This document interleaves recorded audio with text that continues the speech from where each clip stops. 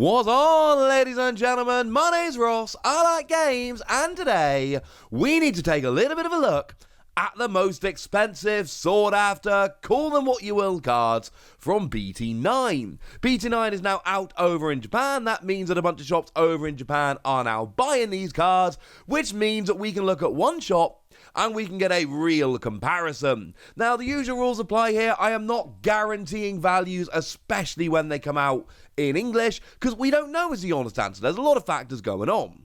These are buy prices from Japanese stores. That means that when they actually sell them, they're going to sell them for a bit more to make money. The reason we look at these is because what we've got is one store showing all the prices to give a really good comparison, side by side, of actually what they're all worth comparatively. And I keep saying comparison because, like I say, they're going to be sold for a bit more than this, but we can look at them and see which are the most sought after.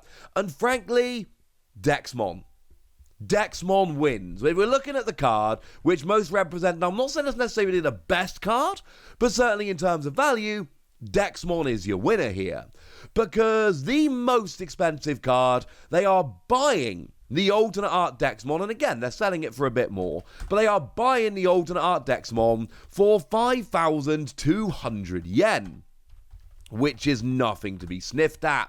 If we look at that in dollars, you are talking around about 45 with a bit of rounding, and if you're looking in pounds, you're looking around about 34, again with a little bit of rounding.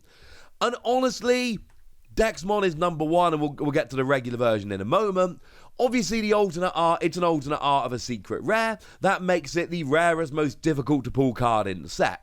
There are two secret rares. The alternate art versions of the secret rares have the lowest pull rates in the set, so they're always going to be a little bit higher.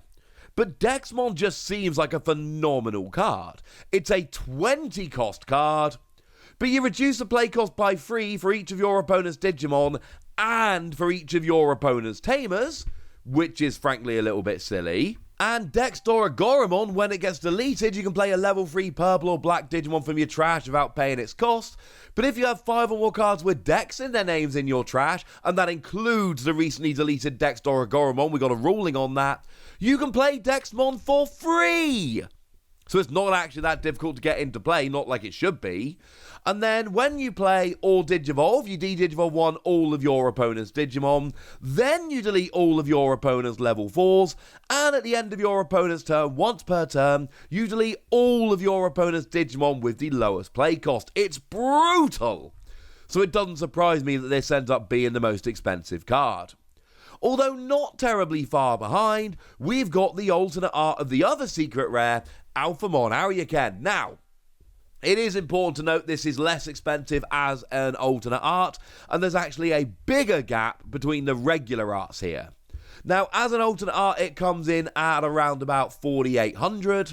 So you're talking around about $42 and around about £31. It is not the same as Dexmon, but let's be clear, it is still pretty gosh darn high. Like I say, the regular version of both of these secret rares is going to be on this list as well. So you can de-Digivolve it as a free cost from Alphamon as long as there's an Gaiamon in its Digivolution cards. When Digivolving, you delete all of your opponent's Digimon with the highest play cost. And at the end of your turn, you may return up to 7 non-Digi-Egg cards with X antibody in their traits from this Digimon's Digivolution cards, put them to the bottom of your deck, and gain 1 memory for each card returned. Now, I've said this kind of gives you an extra turn, and in a way it does, but it doesn't reset. Again, we got a ruling about this. It doesn't reset all the once per turn stuff. That is pretty important.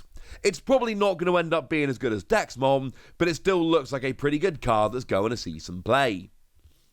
And then there's a little bit of a gap before we hit the alternate art of Omnimon. Now, this one is purely in terms of how popular Digimon is and how much people like the card art and all of that. Whereas Dexmon and Alphamon Aryuken, the regular versions, are worth a little bit as well, this isn't. The regular art of the new Omnimon is being bought for 300 yen. Omnimon Merciful Mode goes from 4,000 down to 300. 300 yen is basically nothing. It's like £2. It's just ridiculous. It's super cheap. But the alternate art version comes in at 4,000 yen, so you're talking around about $35, at around about £26. And here, the card looks kind of fun. When you Digivolve, you delete one of your opponent's Digimon for each card with Mega in its traits in your Digivolution cards, then return up to 10 cards in your opponent's trash to the bottom of their deck. And at the start of your turn, you have to trash the top card of this Digimon, but then you also trash the top card of your opponent's security.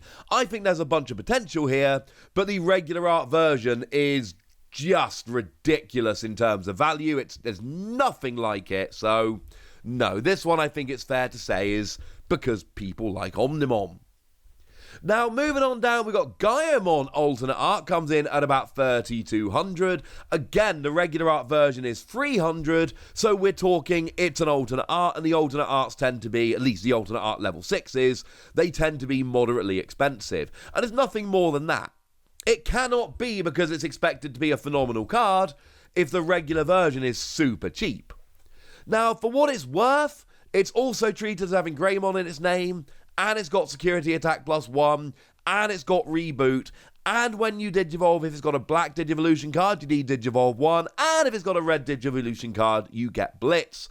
So there's a lot going on here. It's another card that I like, another card which I think has got potential, but the fact that the regular art is so cheap does tell me this is just because it's a cool looking card of a Digimon that people want. And the final one that fits into this exact same category is the alternate art of Wargreymon.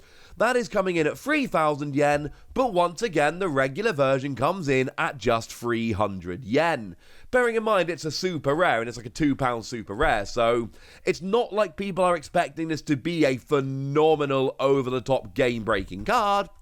It's expected to be kind of cool, but the alternate art is just, hey, it's Wargreymon. Everybody loves Wargreymon. 3,000 yen is about $26 or around about £20. It's roughly where we're looking here. And as for Wargreymon the card, or Wargreymon X Antibody I should say, Digivolve it as a 1 cost from Wargreymon.